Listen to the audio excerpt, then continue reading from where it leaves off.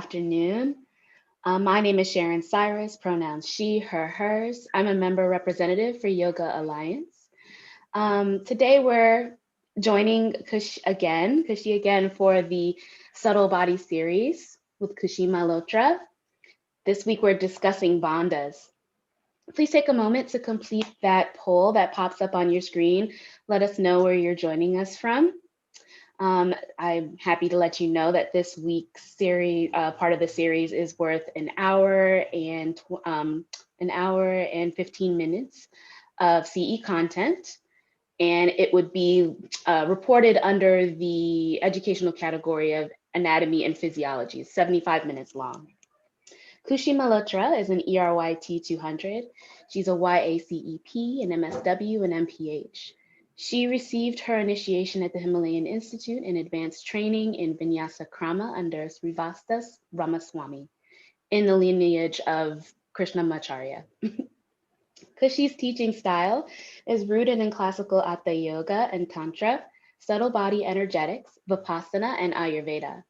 She lives half in the US and half in the Himalayas, where she serves as a guide in her mindful tourism venture, Simply Himalaya, that supports rural-minded education and takes people on pilgrimage. On her website, www.kushyoga.com, you can find her podcast, Hatha Yoga Anusasanam, videos, and other e-courses. Thanks so much for joining us again, Kushi. How are you today? Good. Thank you, Sharon. Thank you, Patricia, everyone here. Namaste, namaskar, friends. Happy to be back with you all. Let's start with invocation, if you don't mind.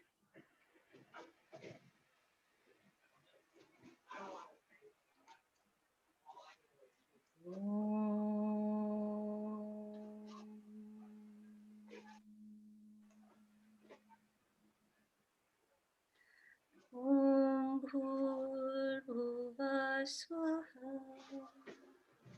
Tatsaviturvarenyam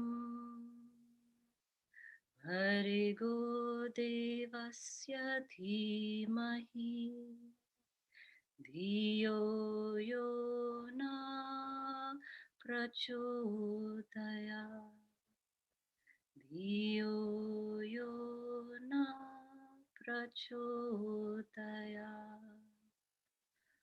Om Shanti Shanti Shanti. Namaskar. Hello, everyone. So good to be with you today. And today I'm extra excited because we're talking about the bandhas. First of all, I really want to give a very deep thank you to Yoga Alliance and also to all of you. I've received so many messages and emails, and I'm really appreciative of what you write and what you share, and your feedback really helps me to grow as a teacher. Thank you so much. So, today is a new day, right? We are in the midpoint of our 7-part subtle body series. And the midpoint is an important point, right? It's the starting moment, the midpoint, and then the end point, right? Right. These are kind of the markers for where we start to go a little bit deeper into our own personal understanding of what and how we can access the wisdom of the subtle body.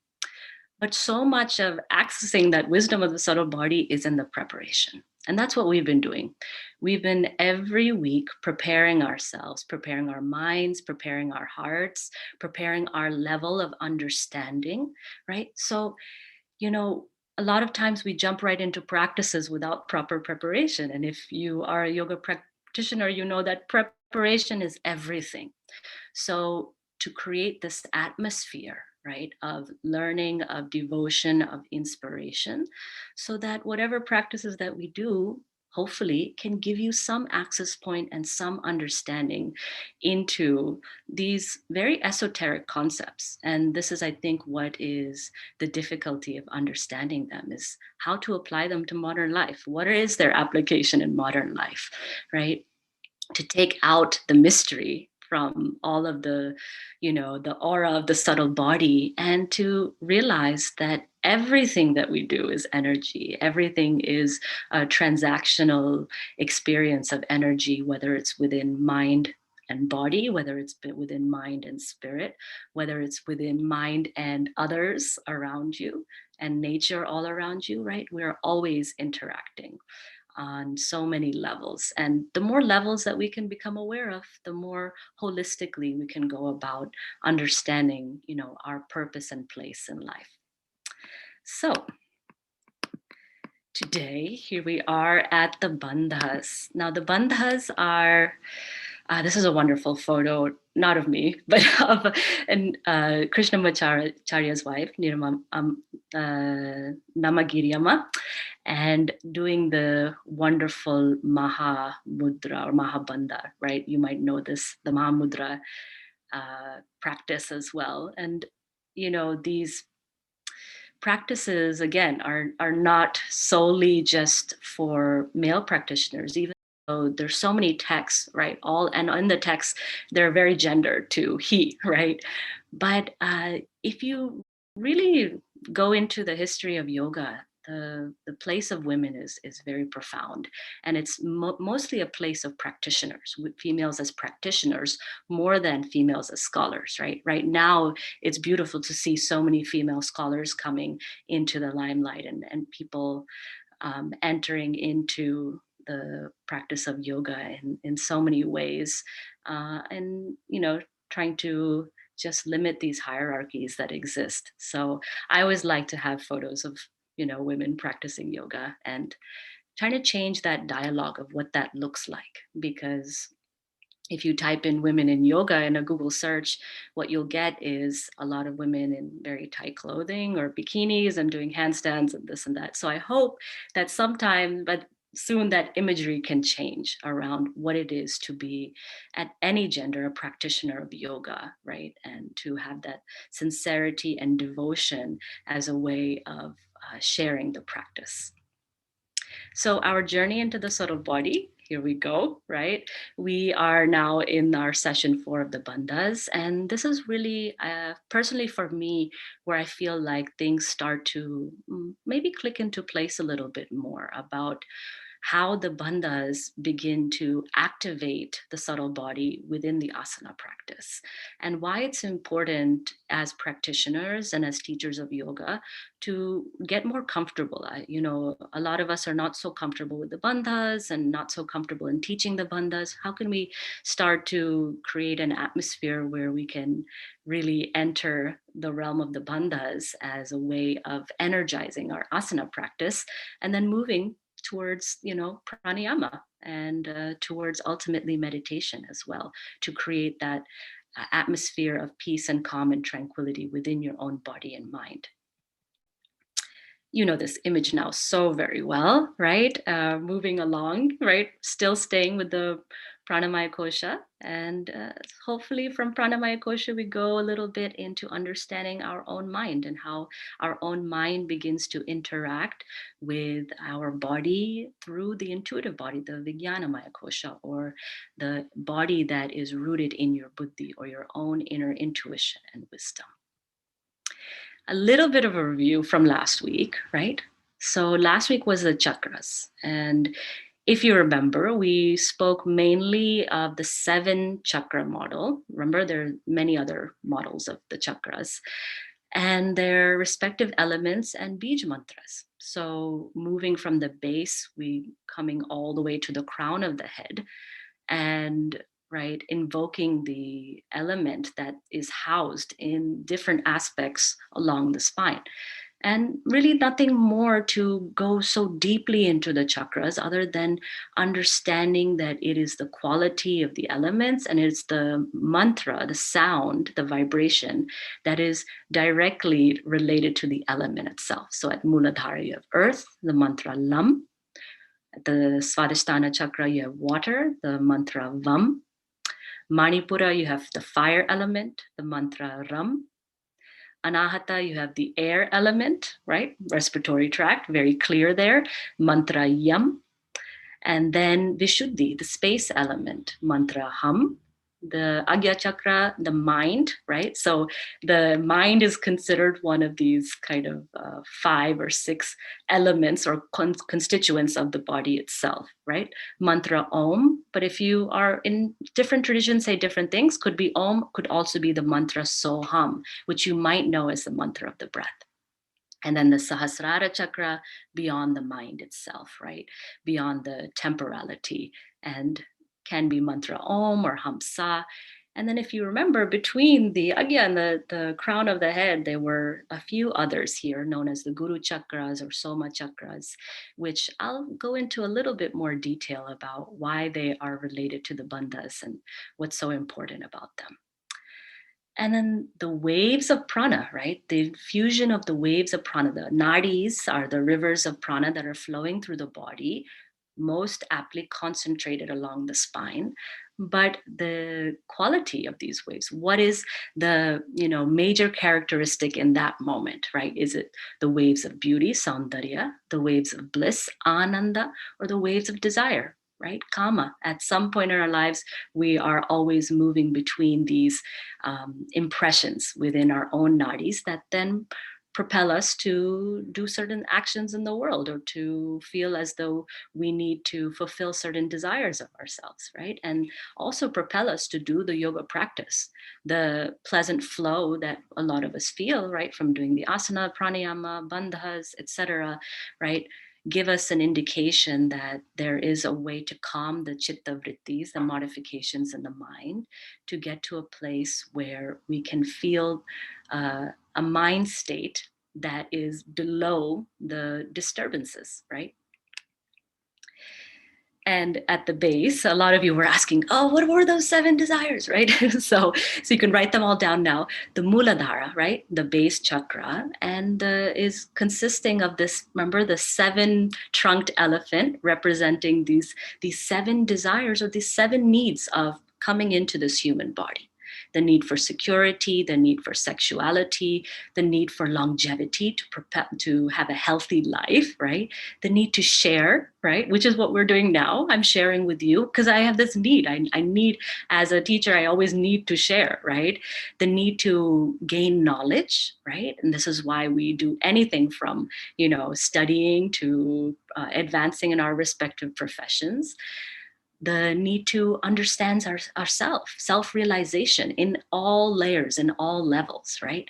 And then finally, this kind of very esoteric quality of union, of yoga, right? Of the quality of the combination of the individual with the cosmic, whatever that means. But understanding that all of these needs have their equal value and place in our human body, in our human mind, and to hold them all with reverence, right? And that's really the practice of Tantra sadhana.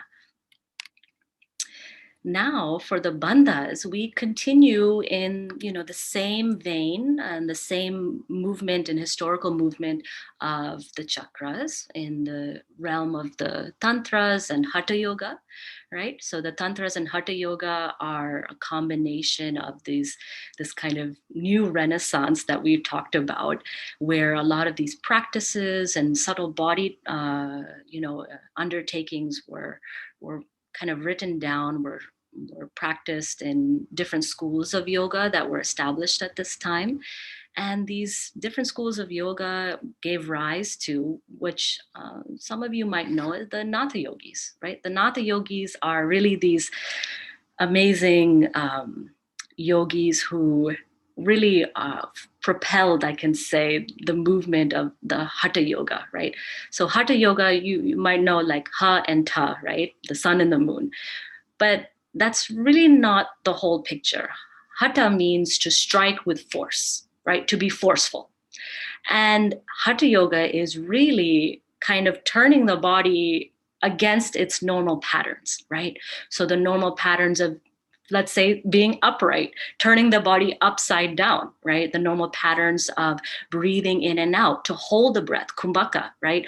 All of these are ways of forcefully striking at the body to start to change the energetic patterns that might be leading us to more suffering, right? When we change the energetic patterns, there's a lot of experimentation now going on with the Natha yogis, changing the energetic patterns to then start to understand what is this base energy. If you remember the Kundalini, how can we awaken the energy in the base of the spine and then take that energy and travel it up into the Shushumna Nadi, the central channel.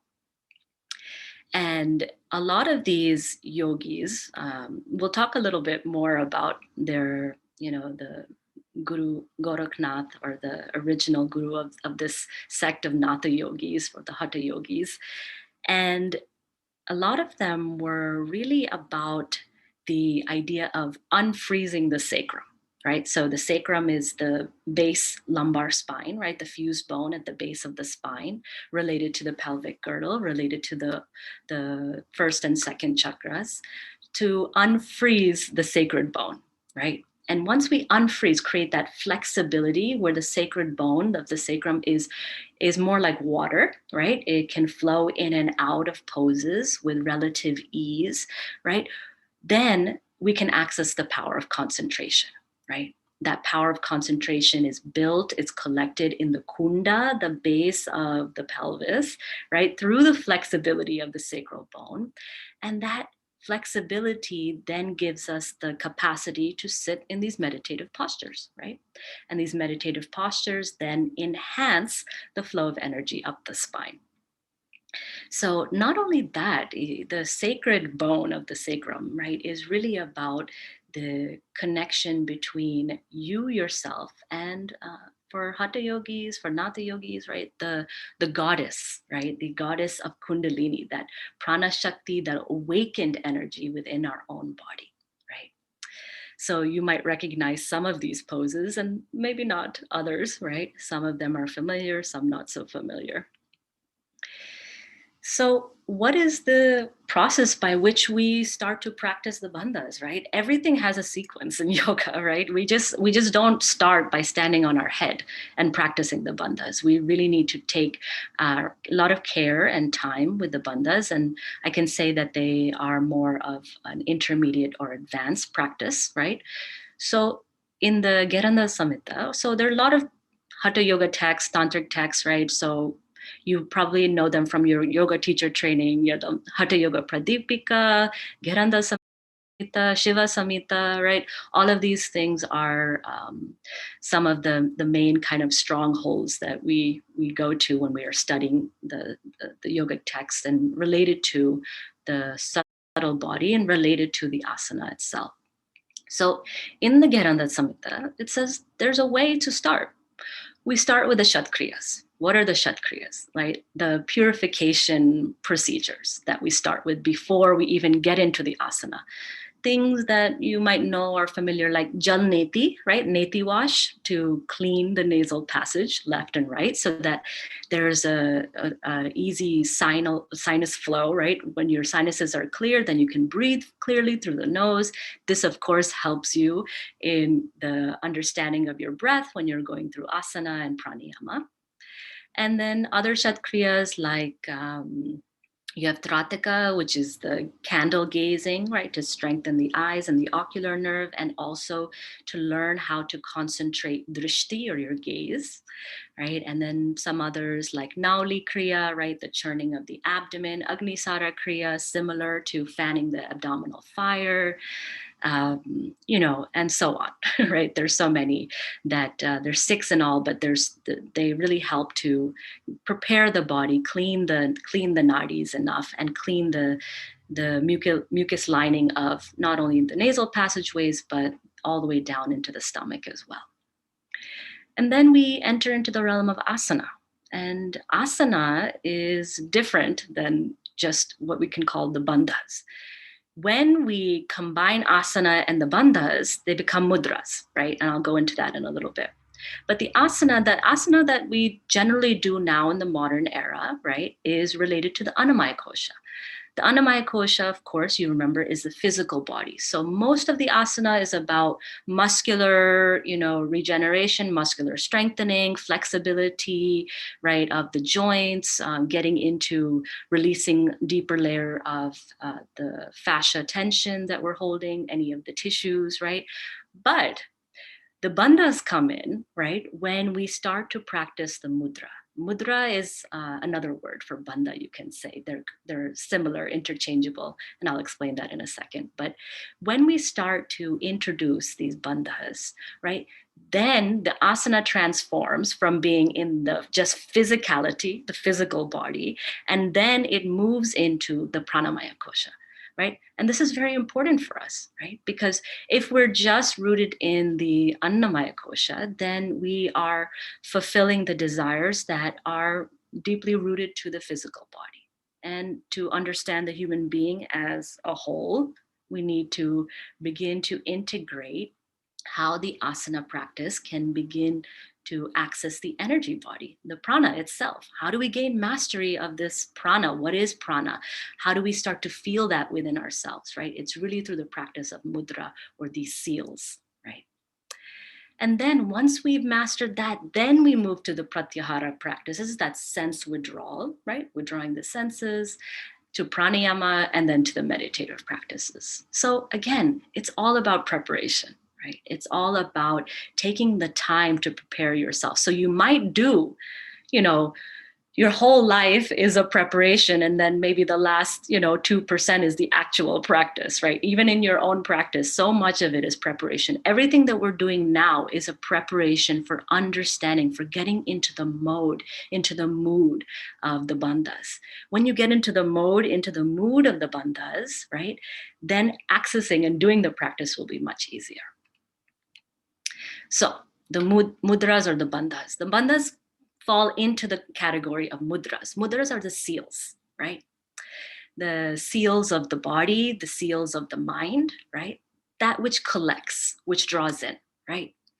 So there are two categories of the mudras, right? One is bhava based. Bhava is a feeling, an emotion, right? That accesses and translates to your mind. So for example, when you take your hands together in Anjali Mudra, right, gazing downwards in the center of the heart towards the Anahata chakra, it creates a certain bhava, a certain feeling inside of you, right? And that's why we bring the palms together, right? Instead of having the palms dissipated. So the seals or the gestures of the fingers, right, are related to different points, right, that stimulate different expressions of the mind. Shanmukhi mudra, right? You might know this by sealing the sense doors, right? When you seal the sense doors, it's a pratyahara practice. It draws you inward, right? You're literally closing the senses, the ears, the eyes, right? Slightly closing the nose, putting your fingers on the lips, right? As an indication, as an act of closing off from the external world. And then there are other types of mudras are bandha based. Bandhas are that which alter the flow of prana, right? Literally locking in, drawing in to alter the flow, the normal flow of prana. Remember I said Hatha Yoga is all about turning things upside down, and right, whatever is the normal flow, to change that flow, right? So why would we want to go up, right? Gravity is pulling us down. So why is it important to move up against gravity? So the bandhas help us in that flow, in that gravitational reversal, right, of the flow of energy. And you might know that there are three main: Mula Bandha, Uddiyana Bandha, and your Jalandhara Bandha, right? The chin, the abdomen, and the pelvic floor. These are the three main aspects of what we start to understand as how we can alter this flow, how we can lock everything in place so that we can begin to access prana, right? And this, what's the purpose? Why should we do that? Because it creates a pleasurable internal state called modam, otherwise translated loosely to happiness, right? So that which gives rise to the moda is mudra, right? This is from the Geranda Samhita. What gives rise to this pleasurable internal state is practicing of the mudras, whether you're practicing the bhava based or you're practicing the bandha based. If you're practicing asana and you combine it with your bandhas, then it becomes a mudra. Your practice is the asana practice becomes a mudra, which seals, which draws in and changes the flow of prana, right? Away from maybe this dispersive 72,000 channels in all directions, and concentrates to a very specific central linear flow of the Merudanda, the center of the spine, right? But what I often see as a teacher, and sometimes even as a practitioner when I practice myself, when we practice the bandhas, we tend to go into it like a fight, right? We're just squeezing everything and we're locking everything in. And there's not a sense of relaxation in the body in introducing and drawing in the bandhas. So it's very important that when you draw in the bandhas, when you release the bandhas, it's done with a sense of relaxation and not as a fight against one's body. It's not the sealing and this physical drawing in and contraction of all the muscles, but learning to isolate, right? And that isolation requires the preparatory practices of your shatkriyas, your cleansing practices requires the preparatory practices of your asanas, right? That's why there's so many asanas, right? It's all to prepare us for these main mudras. For example, your vipariti karani mudras. Your vipariti karani mudras are the inversions, right? That you do, going upside down, right? With the introduction of the bandhas. Or other mudras such as your Maha Mudra, right? That we saw in that first picture when we had that first slide, right? All of these start to then really get to the essence of what yoga practice is and Hatha Yoga practice most specifically. So you may remember these pictures from last week, right? If you remember that the spine is called the Meru Danda, the central axis of the universe, right? And how, from all of the talks that we've had, how important it is for us to draw in and to localize our attention, right, deep into our Manipura chakra, right? And why is that? It's the combination of the upward flowing and the downward flowing, prana vayu and apana vayu.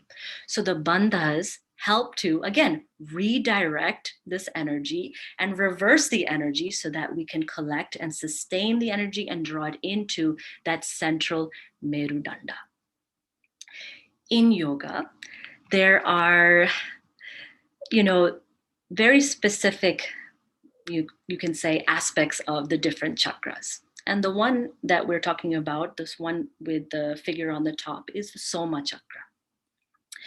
In the Soma chakra, there is said to be Amrit. Amrit is this spiritual nectar.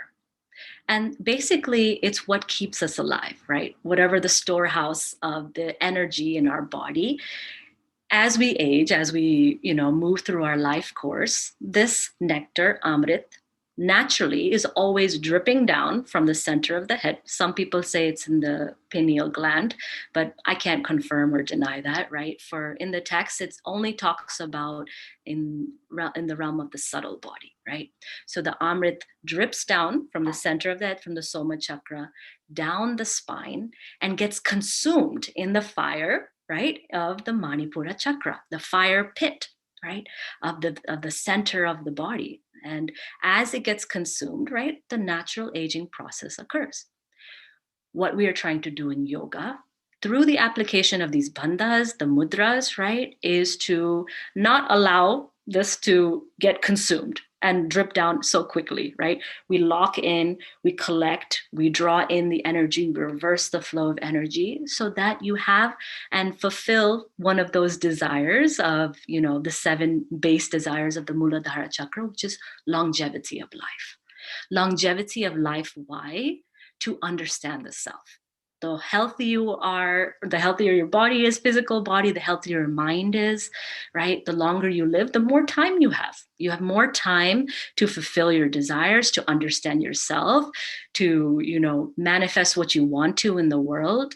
And then also to have enough energy then to project it towards your own understanding of self-realization, what that means for you in the moment. Right? Self-realization means something different to everybody and something different to you as you change as an individual over your life course, right? So in the Amrita Siddhi, which is an 11th century Hatha Yoga text, it talks about this process of, these two chakras and then the spinal column and how they're related. So the Soma chakra is said to be the moon, right? The moon. So the Soma of the moon, the nectar of the moon. Right now, today, we have a full moon and the moon is full, right? The Amrit is full. And that's why doing this spiritual practice on the full moon is so advantageous. So that moon, right, is on the peak of Meru, is in the peak of that mountain called the spinal column. Facing downwards, it rains its nectar, it rains the amrita, right? For why? The proper functioning of the body, right? We need this nectar, we need the flow of this prana, concentrated prana, to then, do, and, the vital organs need to do what they have to do physiologically, and having the motivation to do everything and what we need to in the world.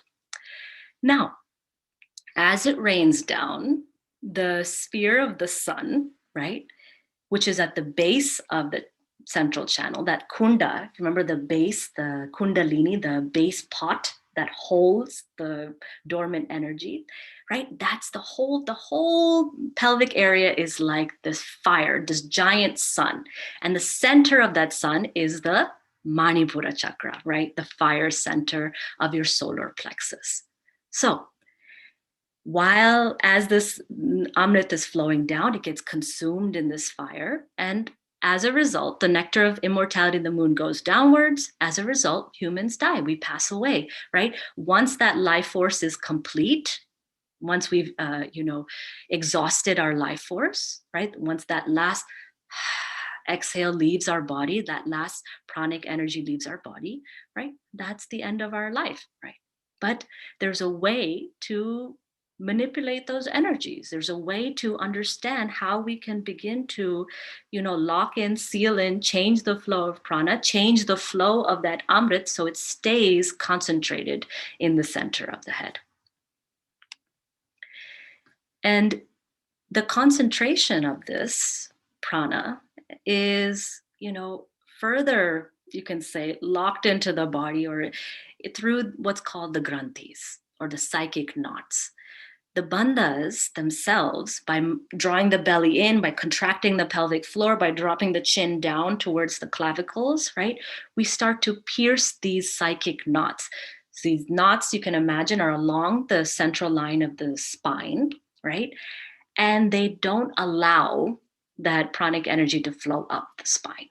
So as we start to work in Mula Bandha, as we start to work in Uddiyana Bandha, Jalandhara Bandha, right, we start to loosen the knots, whether they're either your neuromuscular knots from the very beginning, right, through the asana, or deeper energetic knots, right? When we start to practice the bandhas, we start to access the deeper energetic knots and slowly loosening them so that the prana can flow upwards. Why? So that we can concentrate our mind, that we can experience that peaceful flow, right? Free from all sorrow.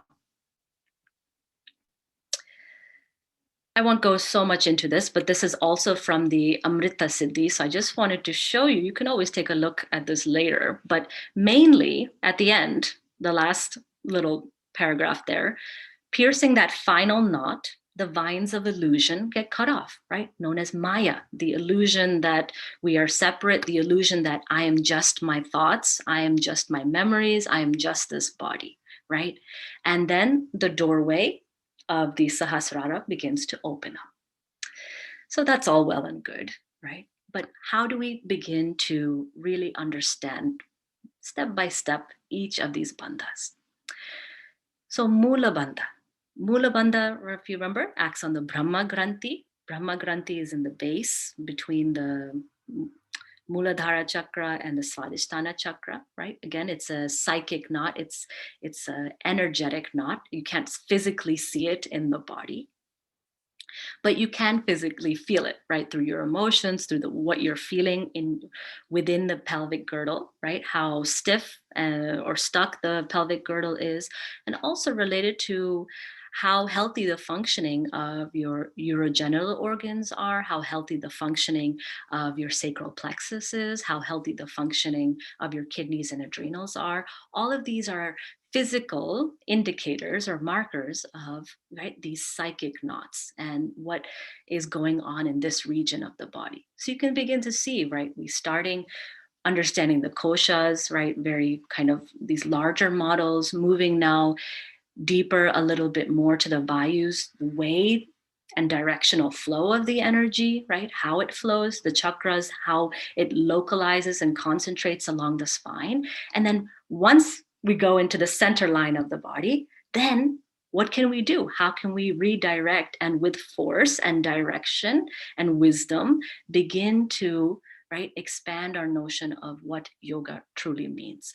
So Mula Bandha, when we practice the contraction of the perineal floor, right, it begins not only to, of course, the Panavayu that flows down, it seals it, right? It draws it up towards the center of the abdomen. So now we've changed, again, we've turned things upside down. What was flowing down is now going up, right? And being collected in the base of the body, in that central fire, right, of the sun in the Manipura chakra.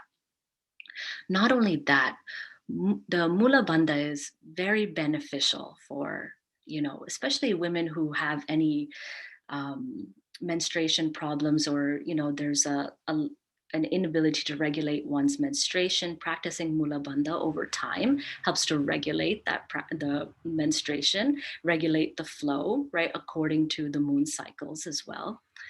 And not only that, practicing Mula Bandha has an effect on your heart rate, your pulse rate. So again, the steady, long, continuous practice of Mula Bandha will start to slow down your pulse rate, slow down your heart rate.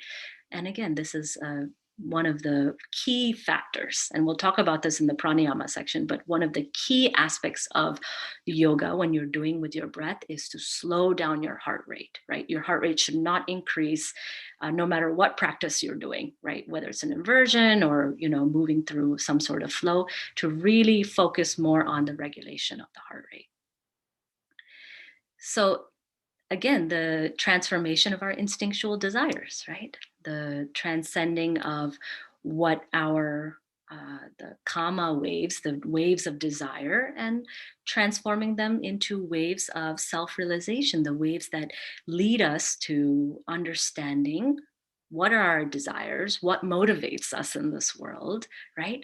And then beginning to work with them. As when we practice Mula Bandha, you begin to feel the sense of more security and solidity, right? In the base of your pelvis, in the base of your legs, the way your legs connect to the earth energy all around you, right? Your legs, your feet, your pelvis, really deeply into the gross level, right? The very solid, dense level of your bones, your muscles, and the way that you hold the spine upright in space, the base of the mountain, or of Merudanda, right?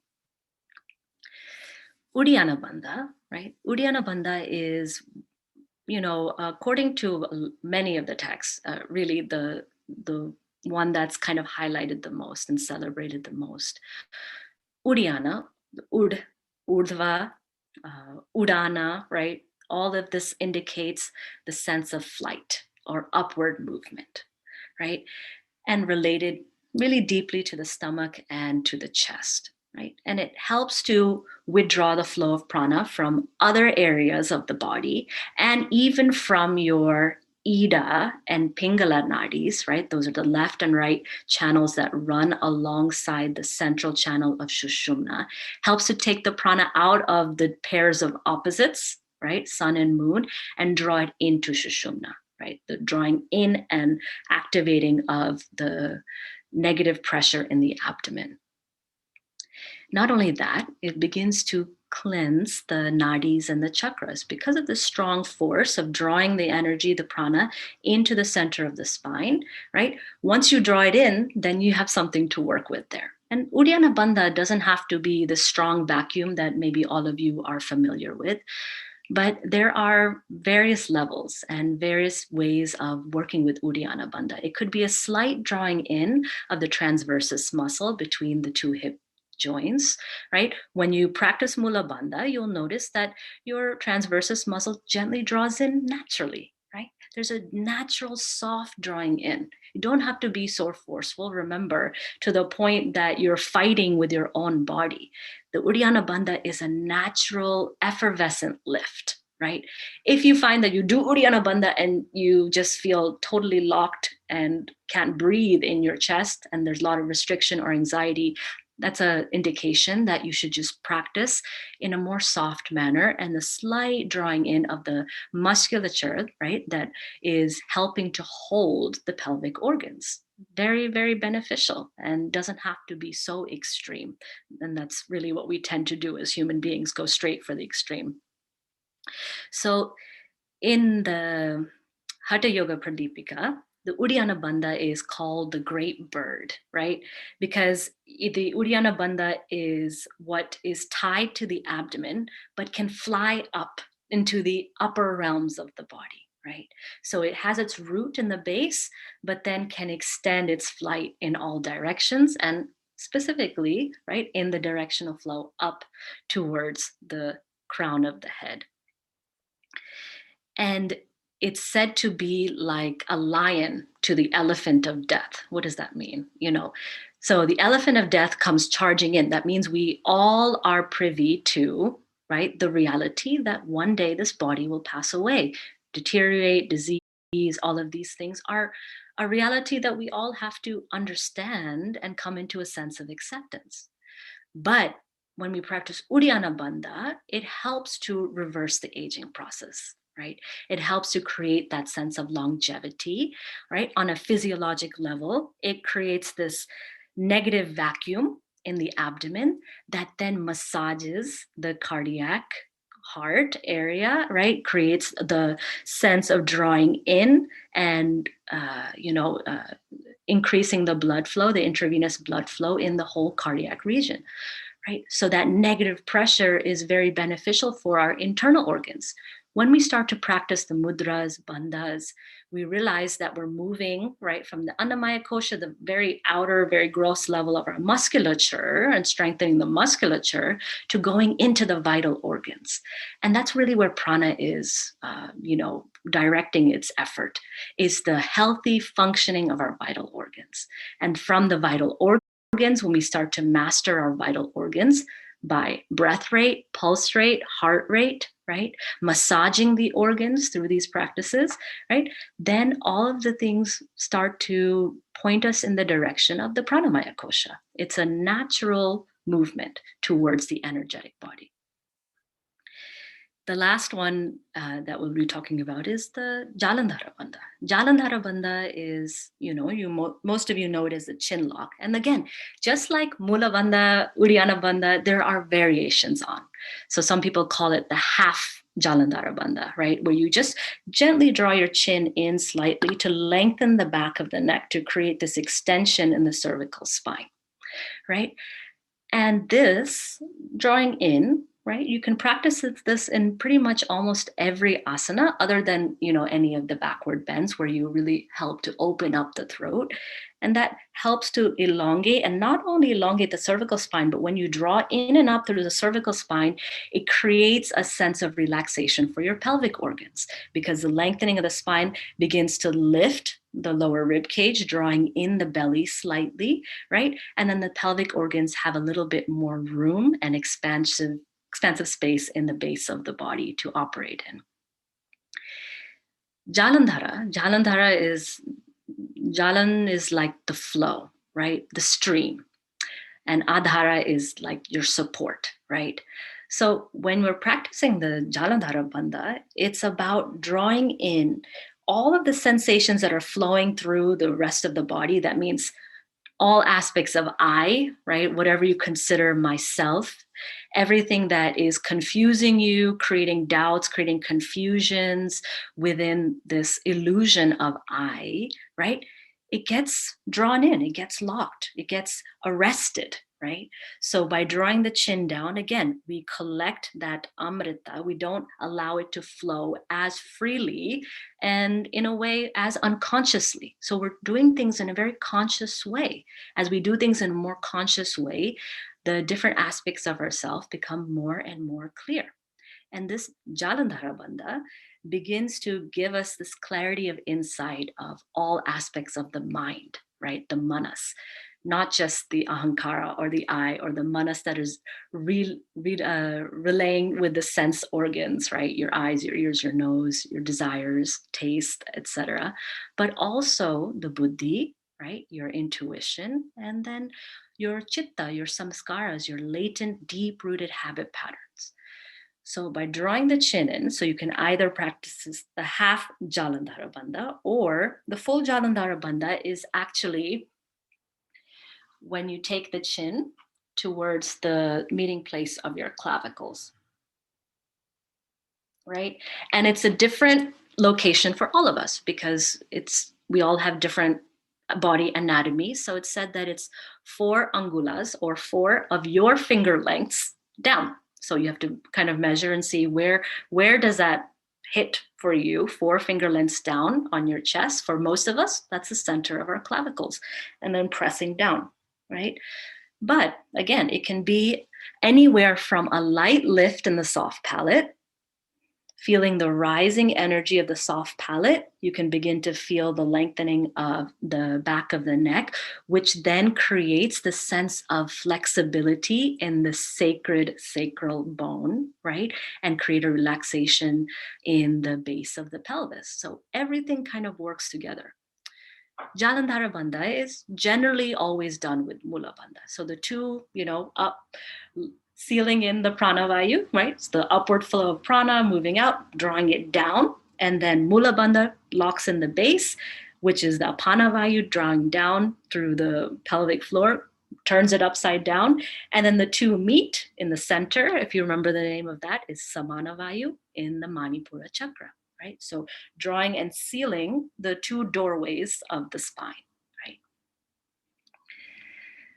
And, the combination of all 3 we can find in some of the postures of yoga, right? One that is highly celebrated in all of the texts is Mahamudra.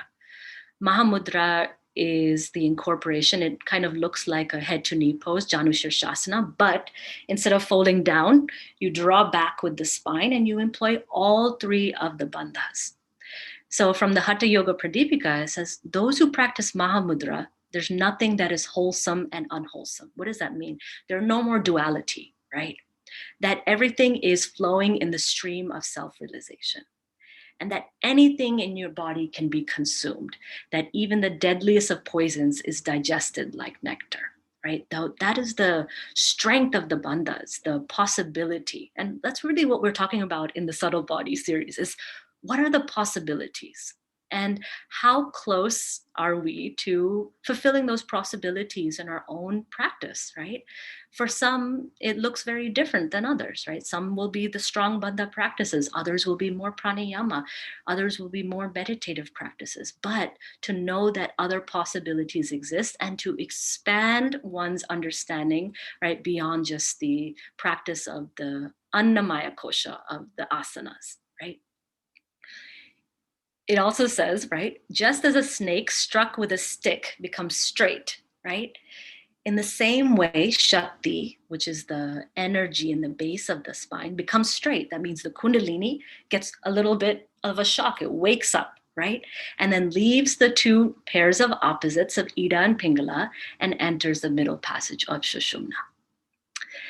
And ultimately in the Yoga Sutras, what we are trying to do with all of this Ashtanga Yoga Marg, the 8-fold path, is to destroy our kleshas, avidya, asmita, raga, dvesha, abhinivesha, avidya, ignorance, asmita, sense of I, false understanding of I, raga, obsession with cravings, grasping, clinging, dvesha, aversion to things, right, that we don't want or don't like or that we hate, and abhinivesha, of eventually overcoming the fear of death itself, right, that haunts us everywhere we go. Even in the yoga community, right, the fear of death is present because we are obsessed with youthfulness, right? To look young, to be vital, to be, full of life. But this full of life, what is it good for? What is it used for?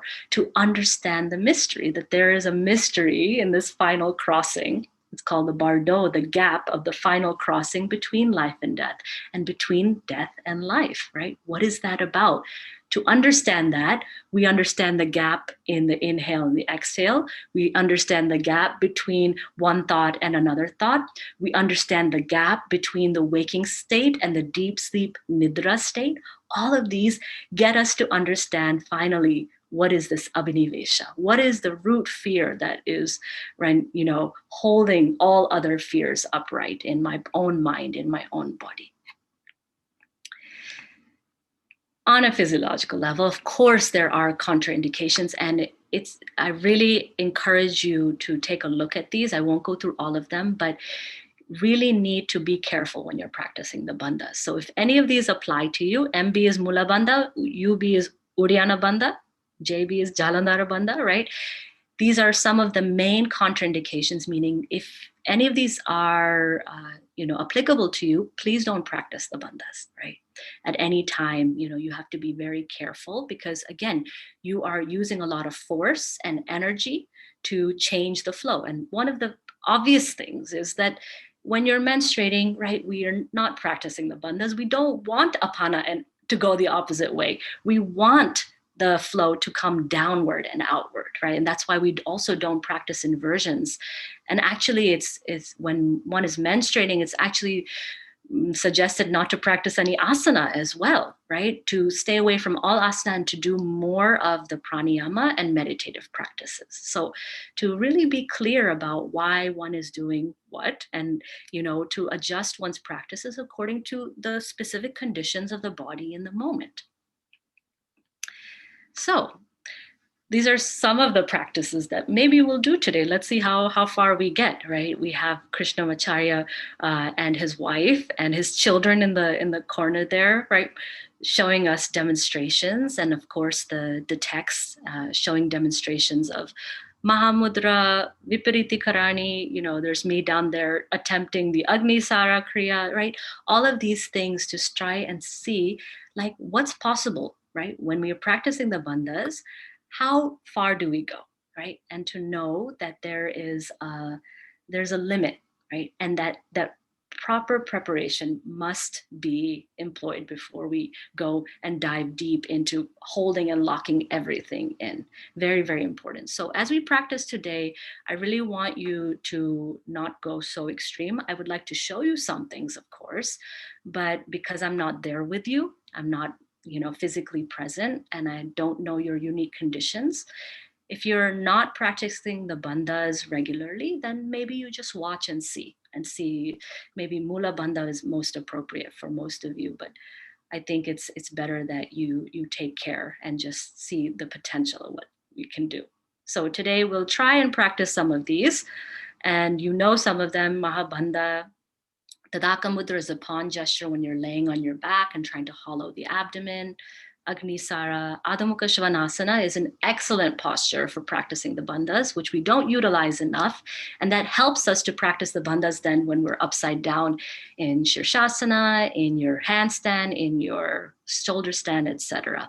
Right? And so that's all I have for today. But if you all have any questions before we do a little bit of practice, I'm happy to answer whatever I'm able to, and we can take a look and see. So let's see what questions are here. Is there a particular time of the day that is best to practice the bandhas? The time of the day that is best is definitely the morning, right? Because this is the time when your stomach is empty. And this is a basic indication of when you practice yoga is to have at least 2 hour empty stomach, right? So this is, especially with the bandhas, if you find you have something in your stomach, it will actually cause more harm than good if there's something that's still digesting in your belly, right? So best time is early morning when you first wake up. Can you Oh, sorry. go ahead? Go ahead. Yeah, Stephanie wants to know, can you please clarify if Bandha leads to mudra or if they are the same? Bandha is a type of mudra. Bandha is a type of mudra. So the mudras are all of these seals, and bandhas, these three bandhas are types of mudras. I think another Jana wanted to know also, like, how does that relate to the mudras that you do with your hands? So, like I said, there's two types, two aspects. Bhava mudras to bring a feeling in the mind, which we do with the chin mudra, we do with dhyana mudra, we do with anjali mudra, shanmukhi mudra, right? That creates a sense, a feeling, an emotional state. Bhava means emotion, right? It creates an emotional state in your mind, right? The bandhas, when we're talking about bandhas, if you remember, it's about the changing of the flow of prana, right? So those are the prana mudras. So prana mudras are the bandhas that we're doing, and then you have your bhava mudras, which are the gestures, which you also see in Indian dance, like Kathakali. You have in Bharatnatyam, right? The direction of the fingers, the movement of the fingers indicate a certain emotion, a certain quality. The movement of the eyes, give a certain feeling to the one who is observing, to the one who is watching. Mm. Gloria wants to know, how does Jalandhara Bandha work when a student is told not to do like forward folds or forward neck movement because of spinal fragility? And I know on one of your slides you showed some of the contraindications that are associated with using or activating the bandhas. Yeah, so this is good, because I also have, this scoliosis in my cervical spine. So over time, I've had to be very careful with my neck spine. So, for example, when you're doing a forward fold, you come into what's known as a half Jalandhara Bandha, right? So instead of dropping the chin down, and initially when you're doing this full Jalandhara Bandha, even if you are well versed in the practice, it's going to create a little bit of tension in the neck spine because the neck is not used to moving in this way, right? So instead, you work in a more subtle way. You ask them to focus at the flow of the breath at the soft palate. So if you just practice with me all right now, if you just close your eyes and you breathe in, you'll feel the pulse of the breath at the soft palate, and it's going to feel like a little bit of a balloon rising. As that happens, right, you can feel slightly a lengthening of the neck, and that's enough. That's a very slight Jalandhara Bandha that you can have people work with if they have any cervical issues, and it's quite beneficial in that way. So like doing maybe like the half Jalandhara instead of, measuring with your fingers and trying to do the um, full, I guess, posture or mudra.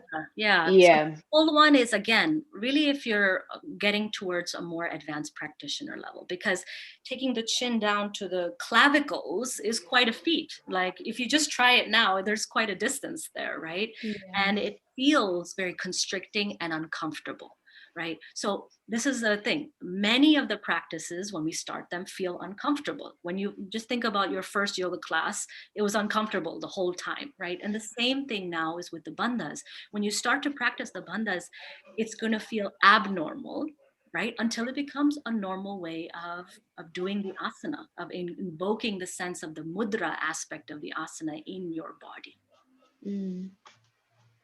Avi would like to hear more about, the kleshas. I love that you mentioned those in conjunction with talking about bandhas because you said that this is what we use to help reduce or get control over the kleshas. Can you speak more to that? Yeah, so if you remember, right, this Jalandhara Bandha is about, limiting the downward flow. So basically that Amrit that drips down, it goes into all directions into all emotional manifestations of our chakras. So, you know, we talk about, oh, the Manipura chakra, our will, our determination, but also our greed, our need for power and domination, right? So by utilizing the bandhas, the Mula Dhara, Uddiyana, Jalandhara, we start to concentrate. We take the prana out of those areas of, you know, the emotional release of the chakras, and then we localize them, we concentrate them in a conscious way to direct them towards our own self-realization. And we talk about the kleshas in our last session of the yogic mind, so don't worry. Awesome. Yeah, I think that's a major point of interest for everyone. Yeah.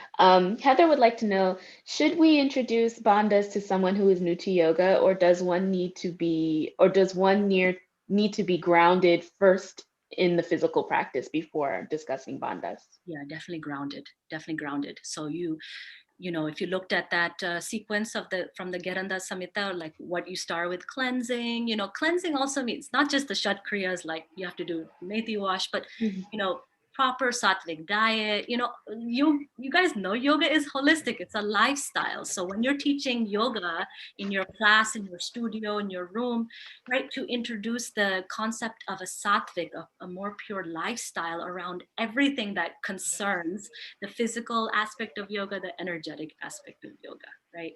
So definitely have them grounded then in the asana, right? They need to know how their body moves in space. Of course, they need to know how to breathe. That's basic to understand the samma-vritti, equal inhalation, equal exhalation, diaphragmatic breathing. Have to be master of your diaphragm, right? To even begin to engage the bandhas. All right, I think we maybe do a practice because we have 15 minutes left, right? So let's try a little practice and see how it goes today. Okay. So if you all wouldn't mind lying down.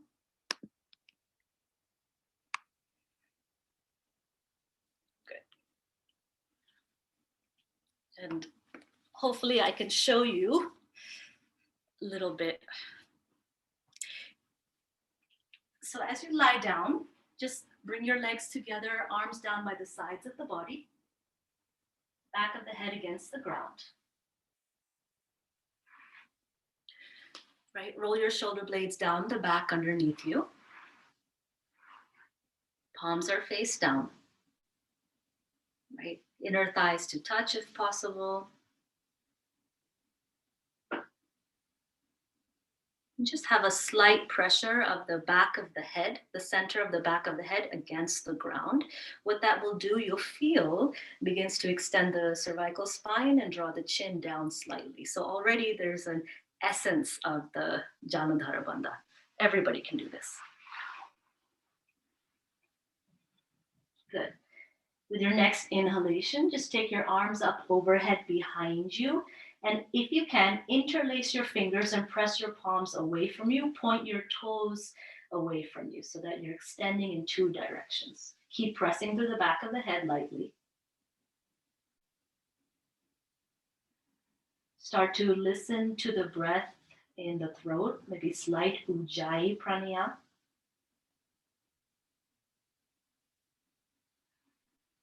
Taraka mudra, the pond gesture, right? Literally creating a pond, a vacuum in the abdomen. So now as you exhale, begin to draw the belly in, hollowing out the abdomen. Bring the low back spine towards the ground. And then as you inhale, just release naturally. If you have any low back issues, you can always bend your knees, feet on the floor, and do the same. So again, exhaling, smooth 5-second exhale, draw the belly in, low back spine towards the ground, and then inhale is natural. There's nothing to inhale, it's just a natural drawing in of breath. Good. Samma-vritti, 5-second inhale, 5-second exhale. Draw the belly in. Breathe out, breathe out, breathe out. Feel the hollowing of the abdomen, and then inhale, release. Right? This is an excellent way to start getting yourself used to Uddiyana Bandha. right? The drawing in of the abdomen, and getting your students used to with this pelvic tilting. If you remember, the Natha yogis are all about unfreezing the sacrum. So now feeling that undulation in the sacral body. Good. Now, if you practice the bandhas or are in the process of practicing the bandhas, you can do a little bit more, right? As you exhale, breathe all the breath out.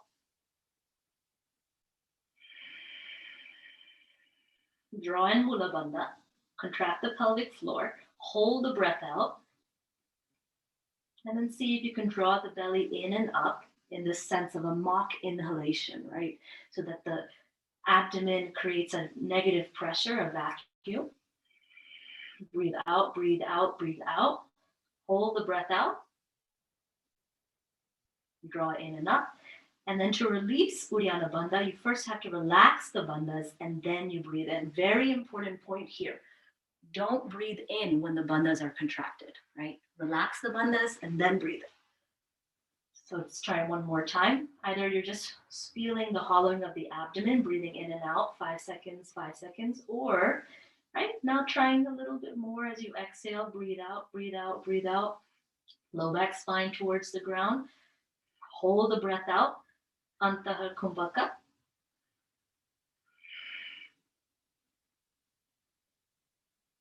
Relax the bandhas and then breathe in. Good. Next exhalation, take your hands down by the sides of the body.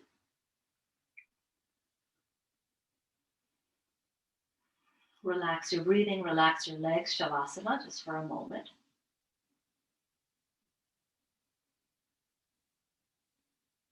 Good. And then step your feet onto the ground, right? You're going to go ahead and press yourself up, or the legs extended, if you can just roll right up into Dandasana, and then bend your knees. Yeah. And then give a little push with your fingers. You'll come into Utkatasana, your deep squat.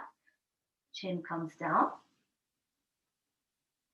Press into the ground. Inhale, lengthen your legs, fold forward. Just getting back up to the on our feet here.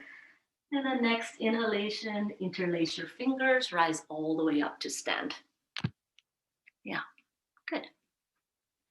Right, the next way of really getting kind of this mastery of all the bandhas is through what's known as Agnisara Kriya. So if you remember when we did the Vayus, right, we started practicing what's called Akunchana Prasarana, which is the movement of flexion and extension in the spine, but standing up. So standing up cat-cow. This is a precursor. Akunchana Prasarana is a precursor then for Agnisara Kriya, which really uses all of the bandhas.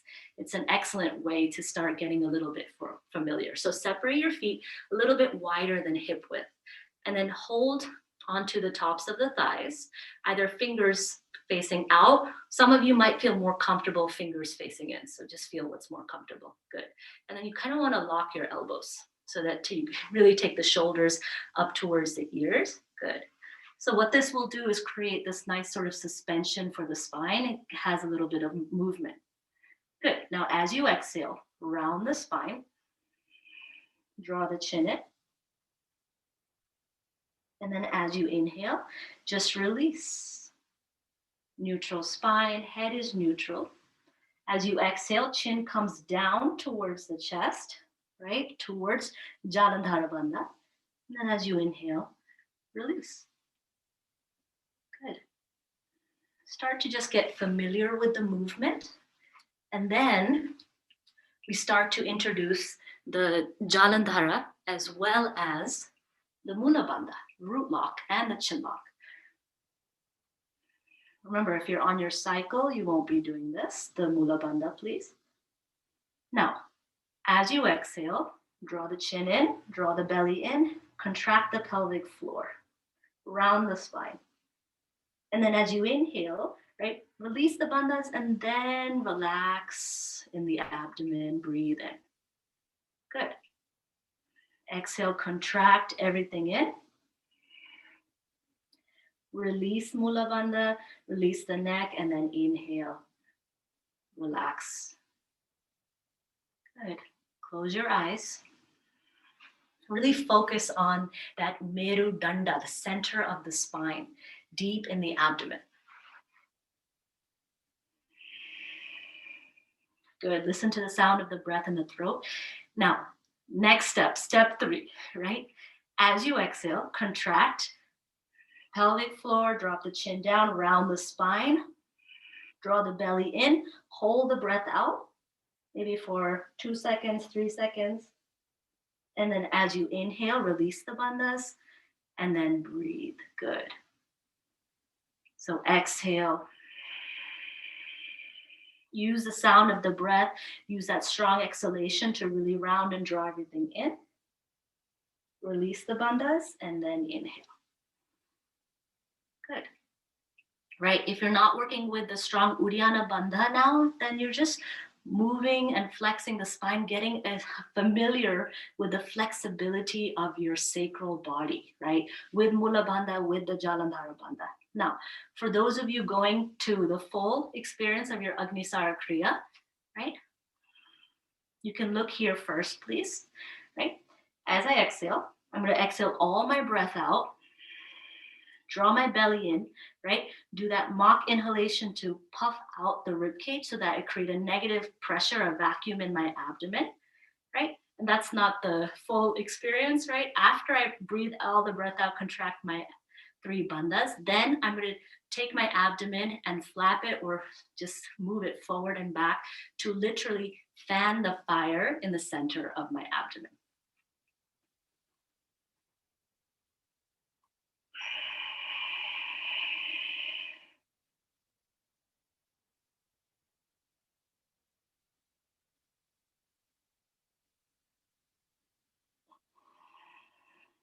Right? So the next step would be then to exhale all the breath out.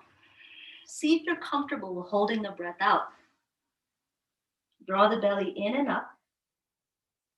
Uddiyana Bandha. And then relax the bandhas and then breathe in. So again, this is the point where if you start to get winded, if you start to feel like you're fighting your own body, that's where you need to stop, right? Again, it's a preparation. You have to properly prepare yourself, right? This can take a long time. And that preparation might be your whole practice. Your whole life, you're preparing for the practice. And that's a beautiful thing. Good. We'll try that one more time.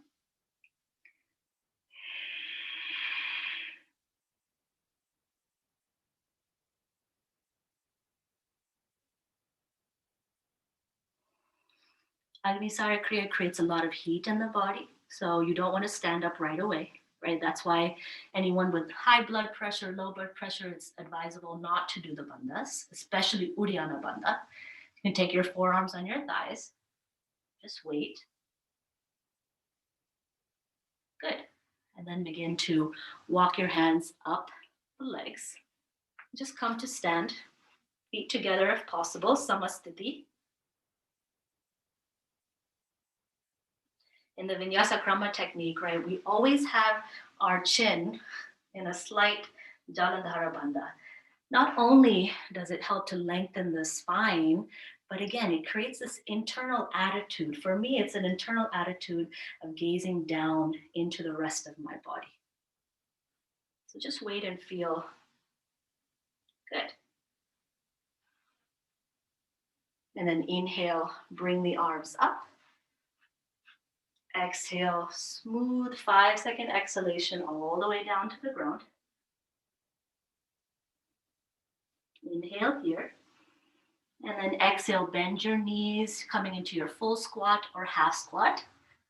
Good. And then just going to take a light step back into Adho Mukha Svanasana, downward facing dog. Good. If it's possible, the fingers of your hands are together and your feet are together. With the feet together, legs together, it creates a sense of stability to the inner meridian of the legs, going up through the pelvic floor, up through Merudanda, the center of the spine.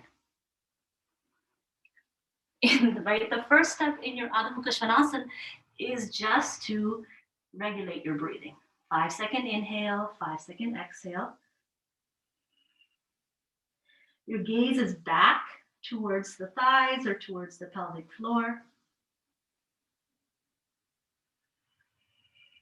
Good. And then with your next exhalation, see if you can, at the end of your exhalation, right, contracting the pelvic floor, drawing the belly in to your capacity, chin down, and then release the bandhas, and then inhale naturally. So this inversion of the spine, inverting, learning to use the bandhas, working with inversion.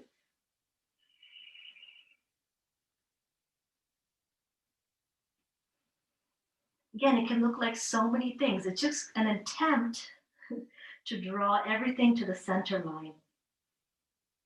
Good.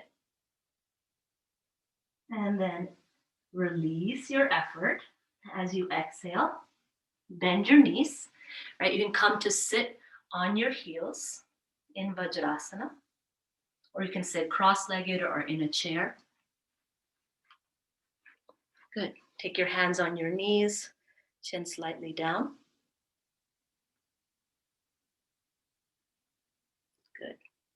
Inhale, bring the arms straight out in front of the shoulders, all the way up to the sky. Good. Now, as you exhale, bend your elbows out to the sides and slide the shoulder blades down the back. It's a very pleasant feeling. And then relax the hands down. We'll do that one more time. Inhale, take the arms forward in front of the shoulders and then all the way up. And then as you exhale, slide the shoulder blades down the spine. As the shoulder blades slide down, you'll feel your sternum lift. Good. Close your eyes. Feel the rotation of the breath at the soft palate, indicating this upward lift. Back of the neck long. Just see how you feel. Now maybe you feel that body and mind are prepared for pranayama, prepared for these practices now.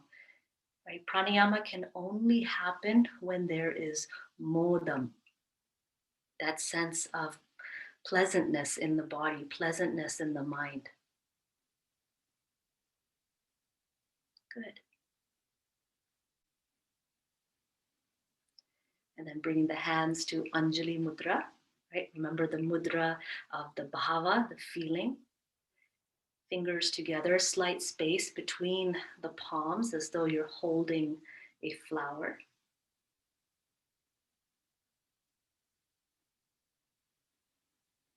Very good.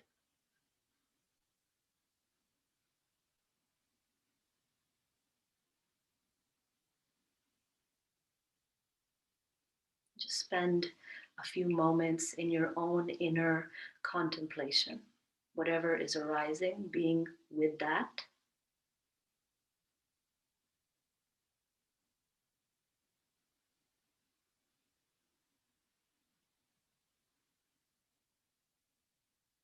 Great.